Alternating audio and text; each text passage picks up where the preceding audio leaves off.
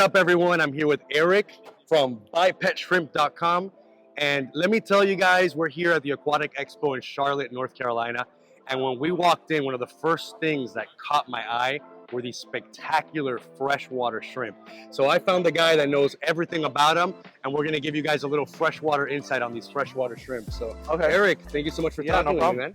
Yeah, so basically, you know, what we have here and what you'll see at the contest is there's basically two different kinds.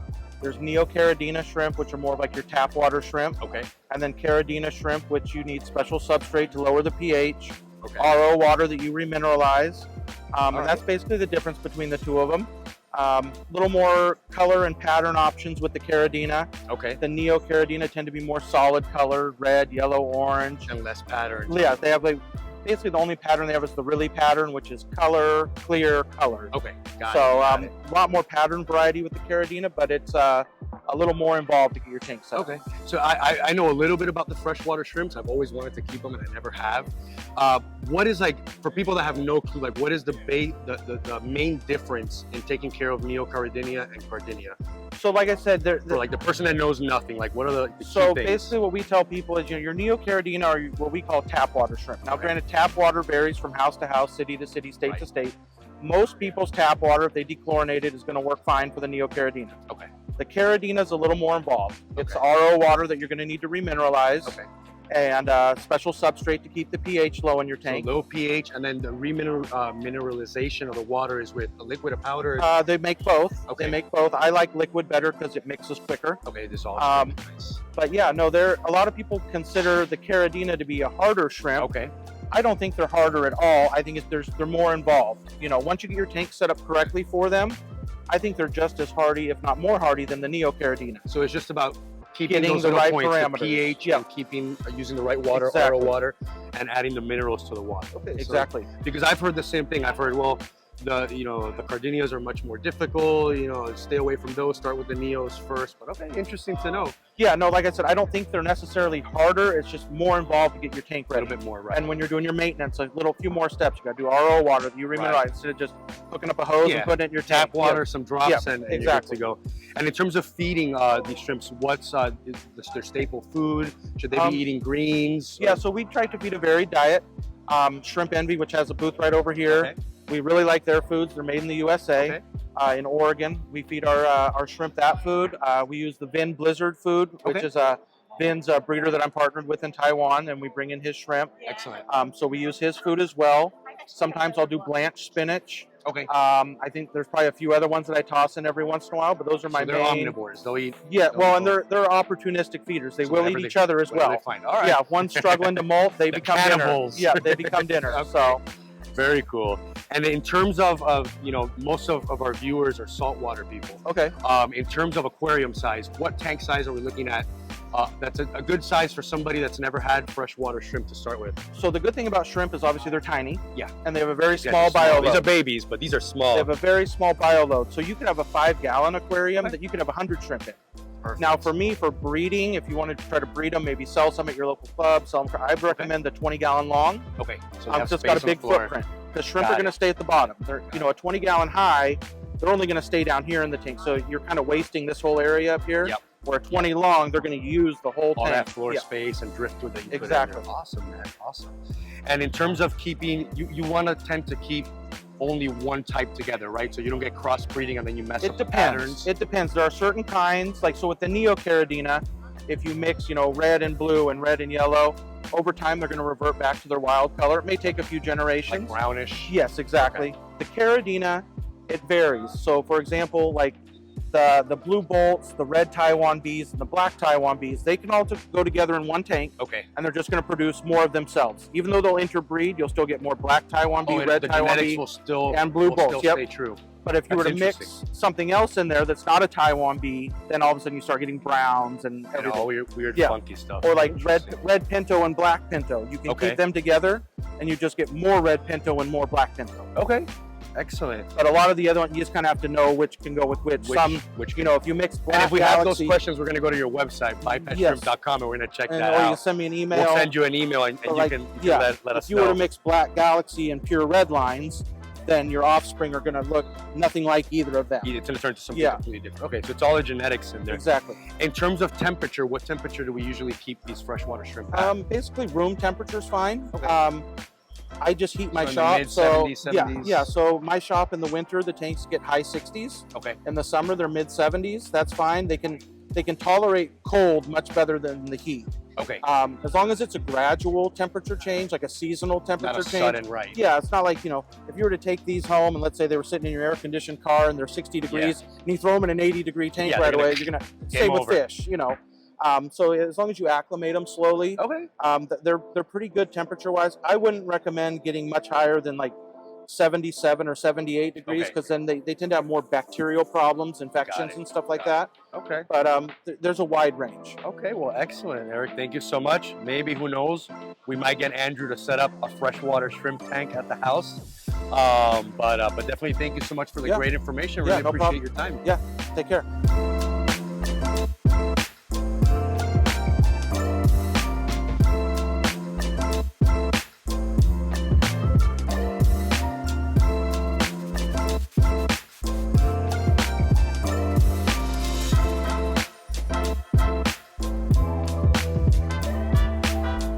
What's up, guys? Rashid. JC, We're here at the Aquatic Expo. Listen, Charlotte, North Carolina. We're about to do the 2,500-gallon Aquascape next week, and I was like, why not get my blood flowing by joining this scape competition? It's an appetizer for next week. Let me show you guys what's happening really quick. We wanted to go with some of the NSA, some of the negative aquascape stuff, but at the same time, you gotta make structures that fish can house, okay? Because if you don't have that, they're not gonna be healthy and they're not gonna do well. And then lastly, we also wanted some connected islands. We always want some of these solo islands so you can put some of the corals that we don't want connected to the other rocks. Absolutely. And then I put the finishing touch, guys. You've seen this here. I put the sand, the extra powder. First one. So it looks like sand. No one else has done that. That's what's gonna win this.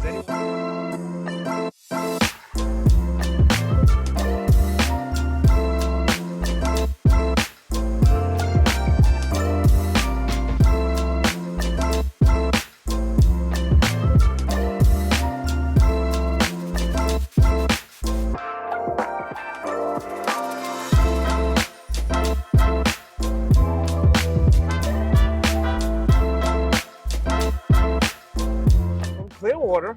Yes, sir. Scrubbers. Tell us what's going on. We're out here showing off our individual scrubber units. Yep. And then our brand new all-in-one tank line with the algae scrubbers built into them. Ah. Where are the scrubbers built into? So the scrubber's built into the typical all-in-one filtration back here. It's built into the back. Right. With a single-sided scrubber. Right. With a single-sided light back here. Got it. Ah. On it. So very cool. These are basically a complete, almost turnkey system when we sell them to you. You get pump, wave maker, heater, random flow generator nozzles, a control board underneath here to hold everything, the algae scrubber. You put whatever lights onto it you would like to have. Right. So there's no plumbing that you guys really just anybody like needs a lot to of do. red light. We do that for fancy, draw the people in. I get it. And then this is our individual lines for the tanks with sumps over here that we did, our new patented V2 line here. So, Josh, what is the efficiency in size relative to a refugium running keto, just spinning? Like what's the measurements? Okay, so the algae that grows in here, when we had it tested, on nitrogen by weight is about 4.2%. Chaeto comes back, or Chaeto, whatever you want to call it, comes back at about 2.83%. Okay. So this is almost 50% by weight more nitrogen locked up into it, along with exponential growth. And this will grow in things that typical macroalgae won't grow. So this unit, which, show me that screen. Let's take it out for people. This is the little screen. Yeah. It's the effective size of what refugium, you think? On this, if your traditional refugium should be 1/3 your tank volume, this would handle basically what a 60-gallon refugium would do. This little thing, 60 gallons. Yes. Wow. On both sides. So you've got about, on this one, you're just over 1 square foot of surface area with this unit on both sides, kind of thing. Like I said earlier, the algae that grows on there will grow in things. No. No, you do nothing. Nothing. Zero. Natural algae spores that are in the water.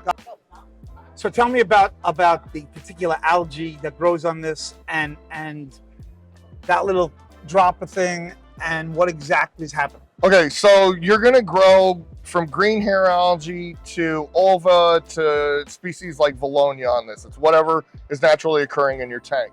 We include with each unit the Isolate MT from Captivate Aquaculture. And I know this company. Well, what's the what does this do? This is designed to replace the iron and the trace elements that the algae is going to consume that your corals already do, to give you a head start. And my ozone unit and my cork washer. To some degree. For Captivate, yes. No, for iron. Oh, okay. Like I just keep dumping iron in my tank. Oh, okay. Just keep dumping it in. I get not detectable. Doesn't matter how much I put in. Just sucked up. Wow. So the other nice part about these is this will grow in copper, where your traditional macroalgae will not grow in copper. This will grow and consume copper and remove it from your systems. Interesting. So if you ran a system with copper or whatever. So medicated fish systems, stuff like that. But the old myth, the old adage myth of when you add copper to a system and it's going to absorb into the rocks and you can't put inverts in. Yeah. You can remove it and you don't need Cooper's. Yeah. Very interesting. And for my size tank, you were telling me 5 foot by 5 foot. Yeah, it'd be about 5 foot tall, 5 foot long, but the same exact width of this unit. And one net thing? Yeah, one screen. One screen? One screen. Not up from both sides. Screens, not series of screens? Nope. One screen. One screen. It's a bigger screen. Yeah, it'll be made out of polycarbonate rather than the knitting mesh that we do here. And it won't have a removable tray. Everything will be fixed inside the unit. And Yeltsin or those guys just have to scrub it, basically. Just scrub it down. How often? Yeah, basically, probably on your system, you guys are probably going to be somewhere around 7 to 10 days on scrubbing it. But you'll just either take a plastic, like ice scraper. You guys live up in New York, you know what those are. You'll just scrape it down, and then you can use that as fish food back into the tank. Can you scrape it less so that you don't get that nitrate bump at first? Yeah, so with you, what you could do is scrape one side and then the next week scrape the other side. Got it. You smooth it out. Yep. And that's what we recommend for a lot of hobbyists too. That makes sense. Yeah. Totally. All right. All right. Thanks, Josh. Thanks, Andrew.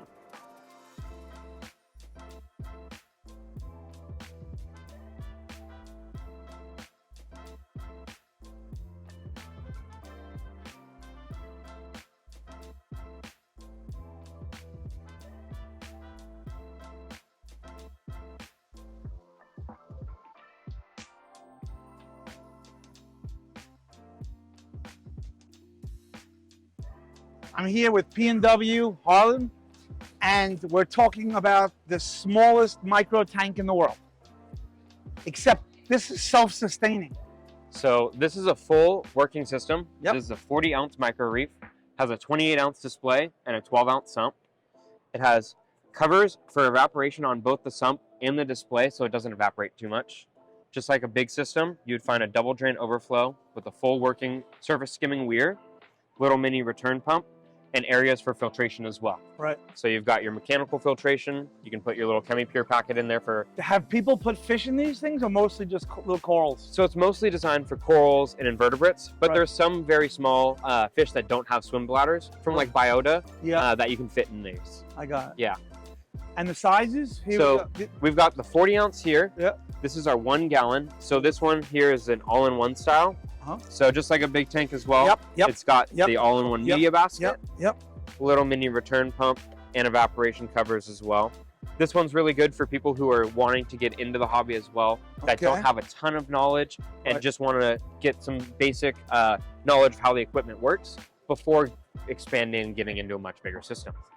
So kind of a few different styles for the small tanks. Very cool. And then we also have our frag tanks as well. Right. These are good for quarantining corals. Yep. I designed this because I had some torches that I needed to run the Cipro bath on. Right, you did it in here. Did it in here, Right. and then, you know, move them to my big system. Yeah, very nice. So you've got your media basket here, your return pump, and then it also has this little section here. This tank is great for people who want to Cipro bath, for wanting quarantine, little mini frag show tank. Right. Just a good little all-around use. Right. I bought one for Laura for a Tetris, you know, the neon Tetris? Yeah. Just for freshwater. Yeah. Just put it in the kitchen just so that. Did it work?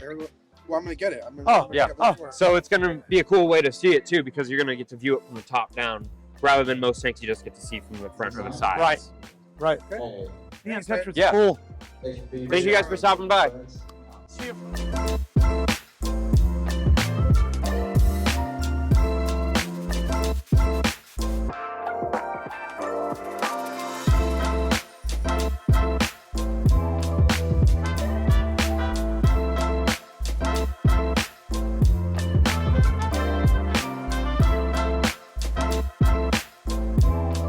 Y'all can tell there are obviously 3 aquascapes over there that are in the top 3. Number 1, number 3, and number 4. But what place are they in? And our first place winner, my goodness, did this man put in a ton of effort. He brought a chair over, he was sending people out for extra materials, and we pulled him at the last minute and asked him to join this competition. He used power tools and the most gloves. It was incredibly impressive, literally sweating. Literally put sweat in. Had a crowd. People were asking him how he was doing what he was doing. He was the reason they got water. Taking care of his fellow contestants, correct, Tristan. We all love this man, Rashid Story from Polo Reef.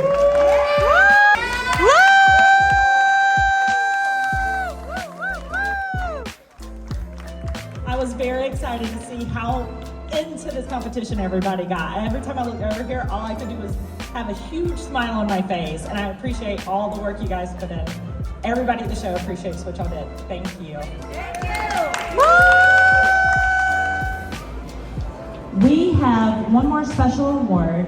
The Aquatic Expo, this is the very first one that we are doing of this in North Carolina. We are very excited about the turnout. One of the things that we wanted to do, that the organizers wanted to do, they asked me to tell you guys this, was to give a special award to someone in the aquarium hobby who has done an exceptional amount for the hobby.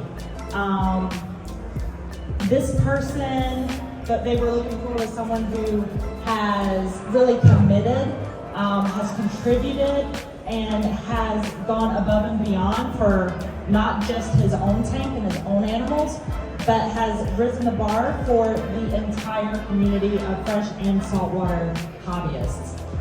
This person has contributed a tremendous amount to charity work, is engaging in research efforts, funding school education initiatives. There is not enough good things we can say about this person. We want to thank Andrew Sandler from Polo Reef by giving him a special award for the Tank of the Year. Thank you, Andrew, for everything that you're doing for all of us.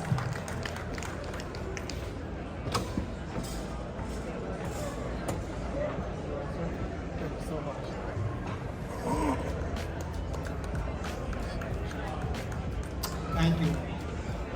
So Andrew's also going to be our next speaker. So he's going to tell us about all the stuff that he's doing and hopefully show us some amazing photos. I hope even if you're not aware of his tank, you definitely need to come and watch this because it's going to blow your mind. Should be some nice color eye candy on the video.